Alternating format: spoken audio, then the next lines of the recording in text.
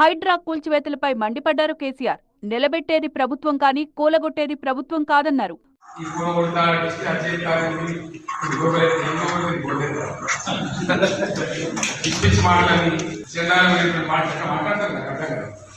కాంగ్రెస్ నేతలకే కాదు తమకు తిట్లొచ్చన్నారు కేసీఆర్. తాము తలుచుకుంటే రోజంతా తిట్టగలమన్నారు.